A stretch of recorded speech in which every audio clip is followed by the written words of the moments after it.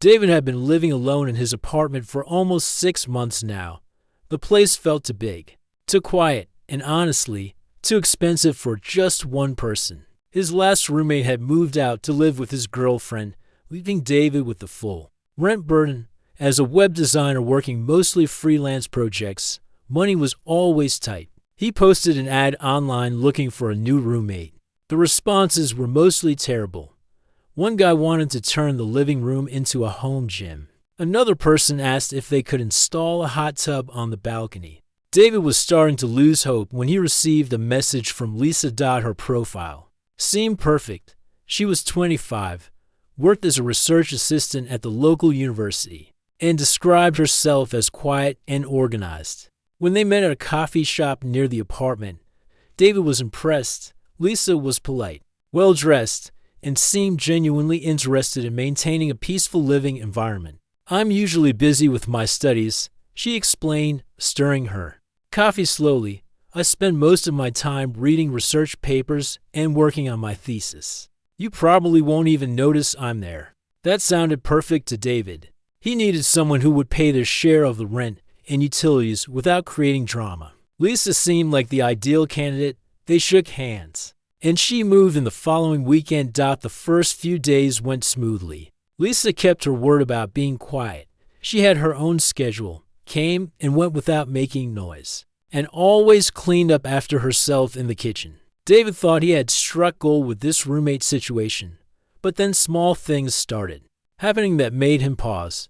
On Tuesday morning, David was sitting at his computer, working on a website design for a local bakery. He was getting frustrated with the color scheme and thinking about how much better it would look with a warmer, more inviting palette. Maybe something with soft browns and creams instead of the harsh blues and whites he had been using. "Morning, David," Lisa said, walking into the kitchen. "I brought some coffee from that new place downtown. They have these amazing autumn blend beans. The packaging is so warm and inviting with all those brown and cream colors." David looked up from his laptop. It was a strange coincidence, but he figured Lisa just had good taste in coffee packaging design. He thanked her and went back to work, actually deciding to change his color scheme to something warmer after all. The next day, something similar happened. David was thinking about calling his mom.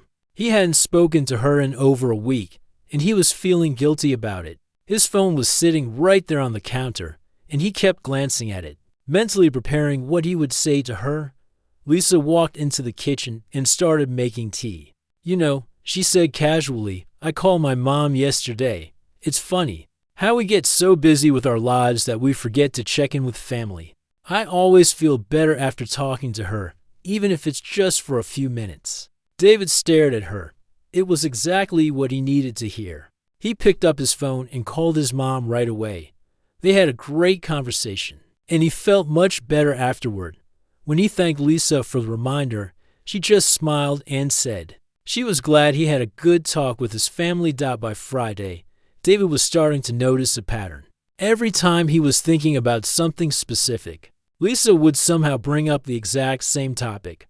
When he was craving pizza, she would mention her favorite pizza place. When he was feeling stressed about a deadline, she would suggest taking a walk in the park to clear his head. At first, David thought it was just good roommate chemistry. Some people just click, right? Maybe Lisa was naturally intuitive about what others needed. She was studying psychology at the university, so perhaps she was just good at reading people. But then something happened that made David question everything. He was lying in bed Sunday night, unable to sleep. His mind kept wandering to this embarrassing memory from middle school. He had been giving a presentation about dinosaurs when he accidentally said a funny word, combination that made the whole class laugh. The teacher had been understanding, but David remembered feeling his face turn bright red. It was such a random, specific memory that he hadn't thought about in years. The next morning, Lisa was making breakfast when David walked into the kitchen. "I had the strangest dream last night," she said, not looking up from her eggs. "I was back in school, and there was this kid giving a presentation about dinosaurs. He got so nervous that he mixed up his words and said something silly. The whole class started laughing, but not in a mean way. It was actually kind of sweet how embarrassed he got. David felt his blood run cold. There was no way this was a coincidence. The details were too specific, too exact. He stood there staring at Lisa, trying to process what had just happened. That's a really specific dream, he managed to say. Lisa finally looked up at him, and for just a moment, David thought he saw something different in her eyes, something knowing. But then she smiled her usual friendly smile and shrugged. I guess my brain just comes up with weird stuff sometimes. Psychology studies probably make me dream about school situations. David nodded and poured himself coffee, but his hands were shaking slightly. He couldn't shake the feeling that Lisa somehow knew about his exact memory. But how could that be possible? It was completely illogical. He decided to test his theory. That evening, while Lisa was in her room studying, David sat in the living room and deliberately thought about something very specific. He focused on his childhood dog, Buddy, who used to hide under the kitchen table during thunderstorms.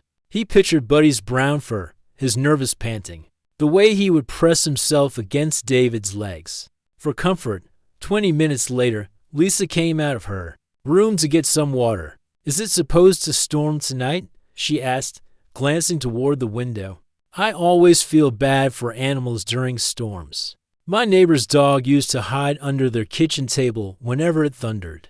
Poor thing would shake and pant until the storm passed. David's mouth went dry. The details were too close, too similar to his own memory. This couldn't be happening. People can't read minds. That's impossible. But as he watched Lisa return to her room, David couldn't deny what he was experiencing. Somehow, some way, his roommate seemed to know exactly what he was thinking about. The question was, what was he supposed to do about it? That night, David lay awake staring at the ceiling, his mind racing with possibilities. Was he going crazy? Was this all in his head? Or was there really something unusual about his quiet, studious roommate? One thing was certain. His peaceful living situation had just become a lot more complicated. David couldn't concentrate on work the next day. Every time he tried to focus on his computer screen, his mind kept drifting back to what had happened with Lisa. The coincidences were getting too strange to ignore. He decided he needed to pay closer attention to test his theory. Over the next few days, David became like a detective in his own apartment. He started keeping a small notebook where he would write down his thoughts, and then record what Lisa said or did afterward. What he discovered made his stomach turn. On Wednesday, David was thinking about his ex-girlfriend from college. He hadn't thought about Rachel in months, but for some reason, she popped into his head. He remembered how she used to make these amazing chocolate chip cookies. Whenever she was stressed about exams, the recipe had some secret ingredient that made them extra soft. That evening, Lisa knocked on his bedroom door. Hey David, I was experimenting in the kitchen and made way too many cookies. Want some? They're chocolate chip with a little bit of vanilla pudding mix. That's the secret to making them super soft. David's pen froze over his notebook. Vanilla pudding mix. That was Rachel's exact secret ingredient. He had never told anyone about that detail, not even his closest friends. There was no way Lisa could have known unless, thanks, he managed to say, taking a cookie. How did you know about the pudding mix trick? Lisa shrugged. I just read it somewhere online. Funny how these old baking secrets work so well. But David saw something in her eyes again. That same knowing look he had noticed before. She was being careful with her words, like she was trying not to reveal too much. The next day, David decided to try something more challenging.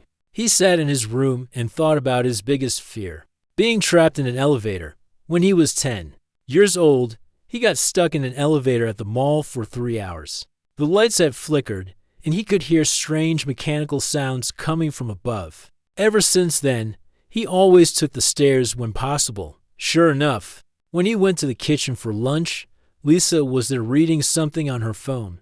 OH. My goodness, she said, looking up at him. I just read this article about elevator safety. Did you know that getting stuck is actually pretty rare? But I can understand why some people prefer taking the stairs. There's something unsettling about being trapped in a small space with weird noises. David felt his heart racing. She had hit every single detail. The small space, the weird noises, even the preference for stairs. This was getting scary. You seem to know a lot about random things, David said carefully. Lisa looked at him for a long moment. I just like to read about different topics. You pick up all sorts of interesting information. But David wasn't buying it anymore.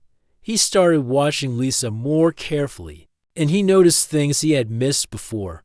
When he was happy, she seemed more energetic. When he was stressed, she would become quieter and more thoughtful. It was like she was responding to his emotions in real time. The strangest part was how she always seemed to have exactly what he needed. When he was feeling lonely, she would suggest they watch a movie together. When he was overwhelmed with work, she would offer to cook dinner. When he was missing his family, she would share stories about her own childhood that somehow made him feel better. David started to realize that Lisa wasn't just guessing his thoughts. She was using that information to make herself the perfect roommate. She was becoming exactly what he needed when he needed it. One evening, David decided to confront her directly. He had been thinking about ordering Chinese food from his favorite restaurant. Not just any Chinese food, but specifically the orange chicken from Golden Dragon, which was across town and not very well known. 20 minutes later, Lisa came home carrying bags of takeout. I was craving Chinese food and remembered you mentioning Golden Dragon once, she said, setting the bags on the kitchen counter. I got orange chicken because it looked really good on their menu. David knew he had never mentioned Golden Dragon to her. He had never even ordered from there while she was living with him. Lisa, he said slowly, I need to ask you something, and I want you to be honest with me. She stopped unpacking the food and looked at him, for the first time since she had moved. She looked nervous. Can you somehow know what I'm thinking about? The question hung in the air between them. Lisa's face went pale, and she didn't answer right away. She just stood there, holding a container of orange chicken, looking like she had been caught doing something wrong. That's a strange question, she finally said, but her voice sounded different, less confident. It's a yes or no question, Lisa. Can you read my mind? She set down the container and leaned against the counter. David could see her hands shaking slightly.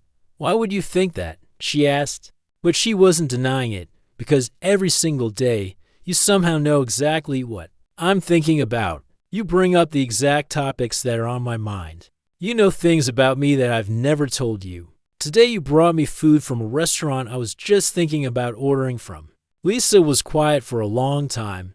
She looked down at the floor, then back up at David. You wouldn't believe me if I told you, she said softly. Try me. She took a deep breath. I don't read minds exactly. It's more like I can sense what people are feeling and thinking about. It's not clear like reading a book. It's more like getting impressions, like seeing shadows of thoughts. David felt his world tilt. How is that possible? I don't know how it works. I've been able to do it since I was little. That's why I'm studying psychology. I'm trying to understand it myself. So you've been listening to my thoughts this whole time? Lisa nodded, looking ashamed. I tried not to at first, but it's hard to turn off. And then I realized I could use it to be a better roommate. I could give you what you needed before you even knew you needed it. David felt a mix of emotions, anger, confusion, and something that felt like betrayal. His most private thoughts hadn't been private at all. This is why you answered my roommate ad, isn't it? You knew I would be easy to live with because you could just read what I wanted. Lisa looked up at him with tears in her eyes. I'm sorry, David. I never meant to hurt you. I just wanted to have a normal living situation for once. David stared at her, trying to process everything. His quiet, perfect roommate had been inside his head this entire time. Nothing about their friendship had been real. It was all based on her ability to know his thoughts and feelings. I need some time to think about this, he said finally. Lisa nodded and quietly went to her room, leaving the Chinese food on the counter. David stood there alone in the kitchen, feeling like a stranger in his own home. How do you live with someone who knows your every thought and, more importantly, Could he ever trust her again? David barely slept that night every time he closed his eyes. He wondered if Lisa was somehow listening to his thoughts from her room next door. The idea made him feel exposed and uncomfortable in his own home.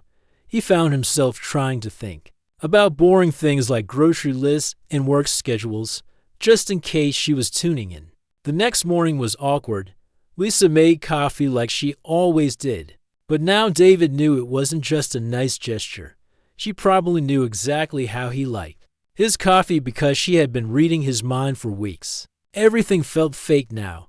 "Good morning," she said quietly, not making eye contact. "Morning," David replied, taking his coffee and sitting at the kitchen table. They ate breakfast in silence.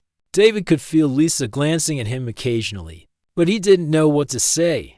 How do you have a normal conversation with someone who knows your every thought? After Lisa left for the university, David decided to install a lock on his bedroom door. He told himself it was for privacy, but deep down he knew it was because he felt invaded. He needed at least one space where he could think freely without worrying about being monitored. That evening, when Lisa came home, she noticed the new lock right away. "I see you put a lock on your door," she said, setting down her backpack. "I just wanted some extra privacy," David said, feeling defensive. "You know, for work calls and stuff." Lisa nodded, but he could see the hurt in her eyes. "I understand. I'm sorry about yesterday. I should have told you sooner." "How long have you been able to do this?" David asked. Lisa sat down on the couch and sighed. "Since I was about 7 years old. My parents thought I was just really good at guessing what people wanted. They used to joke that I could read their minds. But you actually could, sort of. It's not like hearing voices or anything. It's more like getting feelings and impressions. Sometimes I see quick flashes of images or memories. With you, it's been stronger than usual." David frowned. "What do you mean stronger? Some people are easier to read than others. You have a very open mind, I guess. Your thoughts and feelings are clear to me. That's actually why I answered your roommate ad. I could tell from your message that you were someone I could live with peacefully." David felt a chill. "So you specifically chose me because I was easy to read?" "I chose you because I knew we would get along. I've had roommates before who were harder to read, and it never worked out well. I would accidentally do things that annoyed them, or I couldn't tell when they needed space. But with me, you could just peek into my head and know exactly what I wanted." Lisa looked down at her hands. "I know how it sounds, but I really did want to be a good roommate. I thought if I could make you comfortable, we could both have a peaceful living situation." David understood her reasoning, but it still felt wrong. "Do you realize how creepy this is? I haven't had a single private thought since you moved in.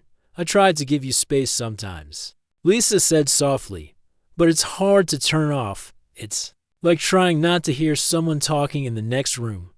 Over the next few days, David became paranoid about his own thoughts. He would catch himself thinking about something personal, then wonder if Lisa was picking up on it. He started spending more time in his locked room, but even there he didn't feel completely safe. Lisa seemed to sense his discomfort and started giving him more space. She would leave the apartment for longer periods and try to avoid being in the same room as him, but somehow this made things worse. David would come home to find little notes or snacks that were perfectly matched to his mood, which meant she was still reading him even when she wasn't around. One evening, David was feeling particularly stressed about a big project at work. He was worried about missing the deadline and losing the client. When he got home, he found a note on his desk that said, "Don't worry about the Johnson project. You're more talented than you give yourself credit for. Take a break and come back to it tomorrow." David had never mentioned the Johnson project. To Lisa, he had never even said the client's name out loud in the apartment. This meant she was getting very specific information from his thoughts, not just general feelings. That night, David couldn't sleep again. He kept thinking about how every interaction with Lisa had been based on her ability to read his mind, their conversations, her helpful suggestions. Even the way she would smile at him at just the right moments, none of it was genuine. Round 2 in the morning, David heard a soft knock on his bedroom door. "David?" Lisa's voice came through the door. "Are you awake?" "Yeah," he said, sitting up in bed. "I'm really sorry to bother you, but I'm having trouble sleeping. I keep having these weird dreams, and I'm feeling anxious. Could I maybe sleep on your floor? I know it's a strange request, but I would feel safer."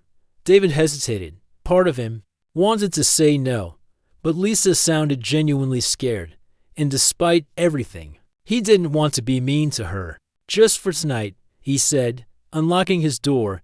Lisa came in carrying a pillow and a blanket. She looked tired and worried. "Thank you. I know this is weird, but I promise I'll just sleep and leave you alone." She made a small bed on the floor, next to his dresser, far away from his bed.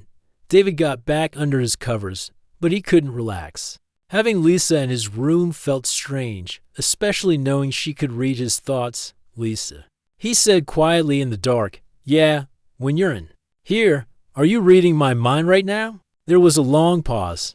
"I'm trying not to, but it's hard. Your thoughts are really loud when you're stressed," David groaned. "So you know everything I'm thinking about. I know you're uncomfortable having me in here. I know you're wondering if you made the right choice letting me stay. And I know you're thinking about asking me to move out." David was quiet for a moment. She was right about all of those things. "I'm sorry," Lisa whispered. "I never wanted to make you feel this way. I just wanted to have a normal life. But this isn't normal, Lisa. This is the opposite of normal. I know. I've been thinking about moving out anyway. I can find somewhere else to live." David felt conflicted. He wanted his privacy back, but he also didn't want to kick Lisa out just because she was different. She hadn't chosen to have this ability. "Let's talk about it tomorrow," he said finally. "Okay?" Lisa said softly. David lay there in the dark, listening to Lisa's breathing as she fell asleep on his floor. He wondered what she was dreaming about, and if she could somehow read his dreams too. The thought made him shiver. He realized that having Lisa in his room actually made him feel more anxious, not less. Every thought that crossed his mind felt exposed. He couldn't even process his own feelings privately. As the night wore on, David made a decision. Something had to change. He couldn't continue living like this, constantly monitoring his own thoughts and feeling like a stranger in his own home. Tomorrow, he would have to have a serious conversation with Lisa about their living situation. But first, he needed to figure out what he actually wanted to happen. The problem was, he wasn't sure if his thoughts about it would remain private long enough for him to decide. David woke up the next morning to find Lisa already gone. She had folded her blanket neatly and left it on the dresser with a small note that said, "Thank you for letting me stay. I'll give you space today." Even her thank you note felt strange. Now, did she write it because she genuinely felt grateful, or because she knew from reading his thoughts that he needed space? David couldn't tell the difference anymore between Lisa's real feelings and her responses to his mental state. He made coffee and sat at the kitchen table, trying to figure out what to do. On one hand, Lisa hadn't chosen to have this ability. She seemed genuinely sorry about the situation. On the other hand, David felt like he was losing his mind. He couldn't relax in his own home. When Lisa came back that evening, she looked nervous. She stayed in the kitchen doorway like she was afraid to come in. "How was your day?" she asked carefully. "It was okay," David replied. But he could see that she already knew it hadn't been okay. He had spent the whole day at work thinking about their situation, and she probably picked up on all of that stress. "We need to talk," David said. Lisa nodded and sat down across from him at the table. "I know. I've been thinking about it too." "Have you been thinking about it, or have you been reading my thoughts about it?" Lisa looked hurt. "Both, I guess. I can't help what I pick up from you, David. But I also have my own thoughts and feelings about this situation. Okay, so let's talk about it. What do you think we should do?" Lisa was quiet for a moment. "I think I should move out. I can see how uncomfortable this makes you, and it's not fair to either of us." David felt a mix of relief and guilt. "Where would you go?" "I have some money saved up. I can find another place, maybe a studio apartment where I can live alone." "Is that what you want?" Lisa shrugged. "I'm used to being alone. It's actually easier in some ways. When I'm around people, I pick up on all their emotions and thoughts. It can be overwhelming. Is that why you chose to study psychology? To understand what's happening to you? Partly. I thought maybe I could find some scientific explanation for it. But so far, I haven't found anything that matches what I experience. David felt sorry for her. He couldn't imagine what it would be like to constantly hear other people's thoughts and feelings. It must be exhausting. Can I ask you something? David said. Sure. When you're around me, what exactly do you pick up? Like, how much detail do you get? Lisa looked uncomfortable.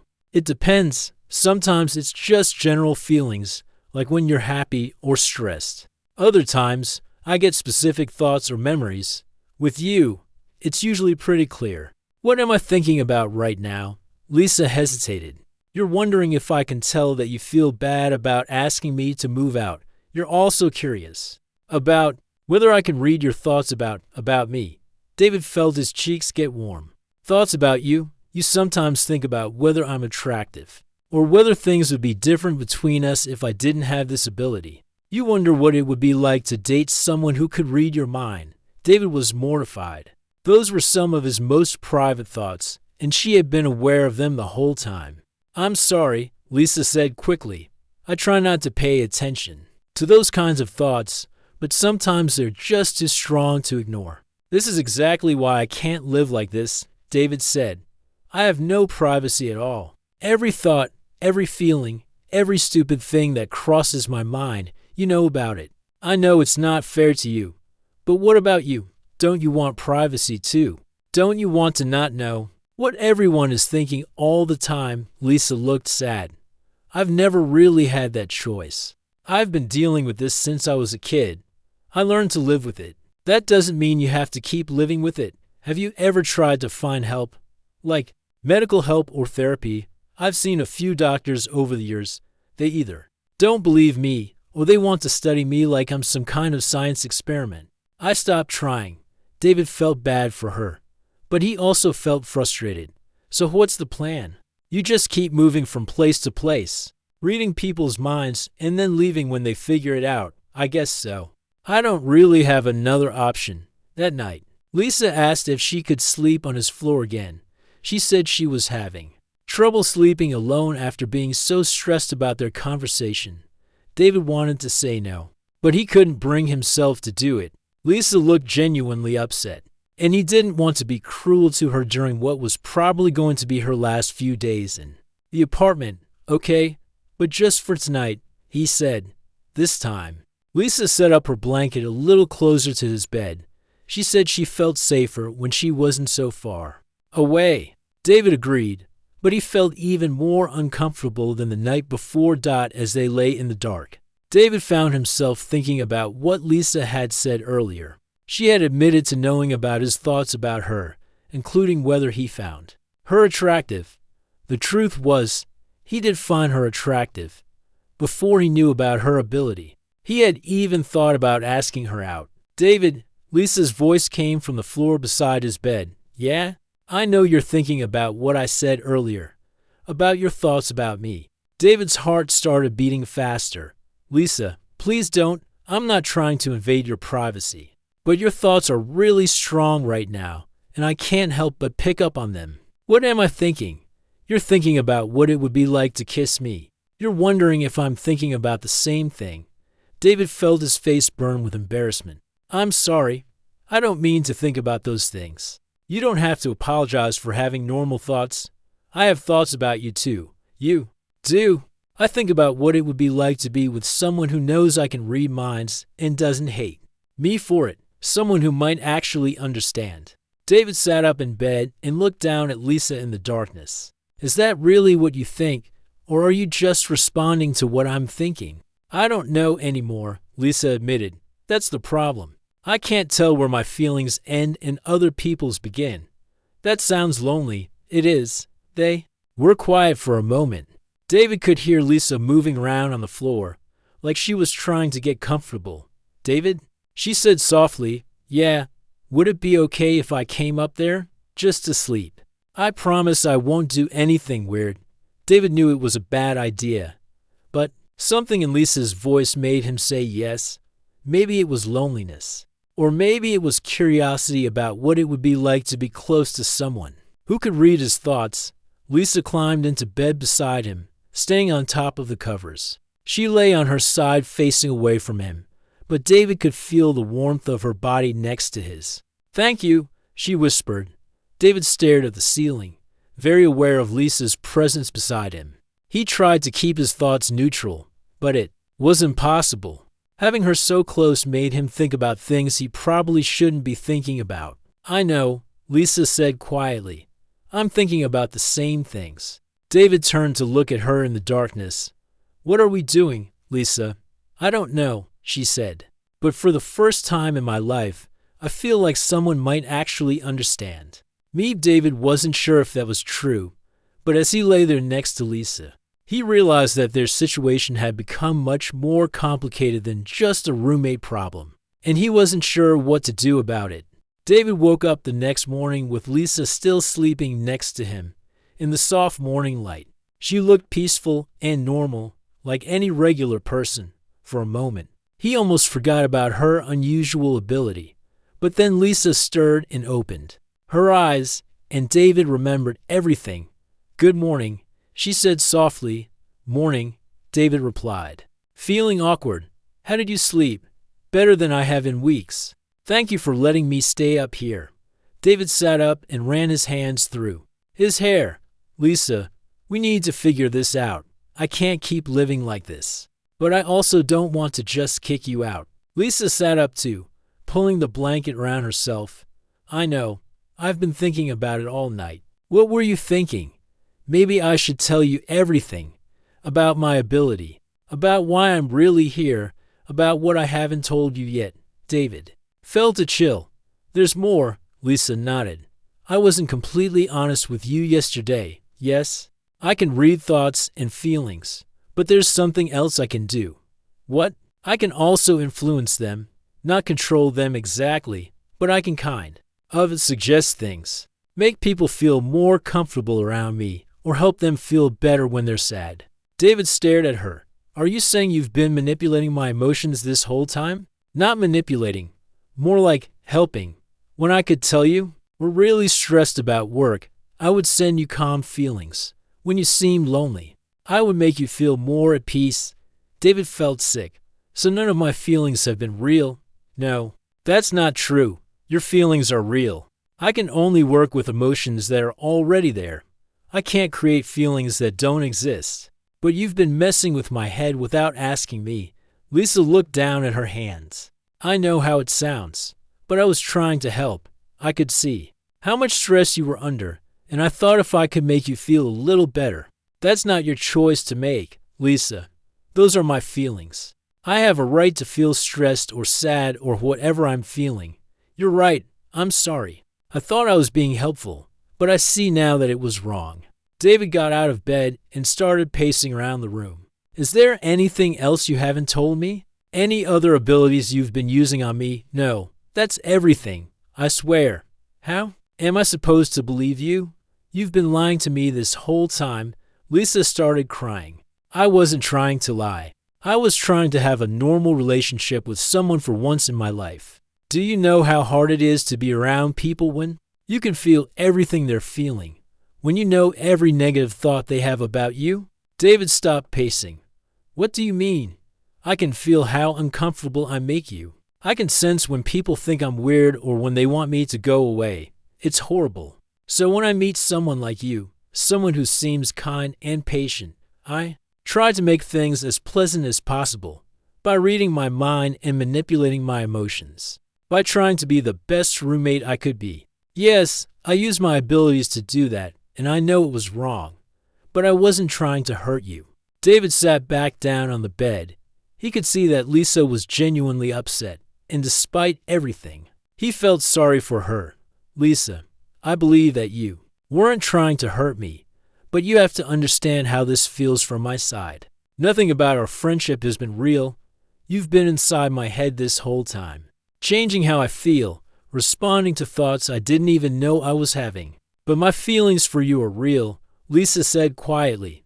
"I know you probably don't believe me, But they are. How can you even tell if you're constantly picking up on other people's emotions? How do you know which feelings are yours? Lisa was quiet for a long time.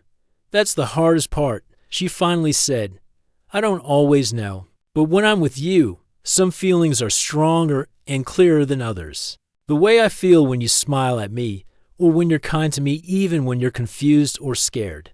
Those feelings come from inside me, not from reading your mind. David wanted to believe her, but he didn't know how to trust his own feelings anymore. What happens now? I'll move out. I already started looking for places yesterday. I can be out by the end of the week. Is that what you want? What I want doesn't really matter. You can't live with someone you can't trust, and I can't turn off my abilities. David thought about that. Have you ever tried to turn them off? I mean, when I was younger, I used to try really hard. I would concentrate and try to block everything out, but it just gave me headaches, and it never really worked. What if there was a way? What if you could learn to control it better? Lisa looked at him with surprise. What do you mean? You said you've seen doctors before, but they either didn't believe you or wanted to study you. What if we found someone different? Someone who might actually be able to help you learn to manage your abilities instead of just getting rid of them. You would help me do that. I don't know. Maybe. I'm still pretty angry about all of this, and I don't know if I can trust you, but I also don't think you should have to spend your whole life alone because of something you can't control. Lisa started crying again, but this time she seemed relieved. Do you really think there might be someone who could help? I don't know, but we could try to find out. There are therapists who work with people who have unusual conditions. Maybe there's someone who specializes in whatever this is. What about us? What about living together? David sighed. I think you do need to move out, at least for now. I need time to process all of this. And I need to figure out how I feel about everything when you're not around influencing my emotions. That's fair. But maybe we could stay in touch. Maybe once you learn better control over your abilities, we could try being friends again. Real friends this time. Lisa smiled through her tears. I would like that. There's one more thing I need to know. What? Last night, when you said you were thinking about the same things I was thinking about, was that real? Or were you just responding to what you picked up from my mind? Lisa blushed. It was real. I've had feelings for you since the first week I moved in. That's partly why I tried so hard to be perfect for you. I wanted you to like me.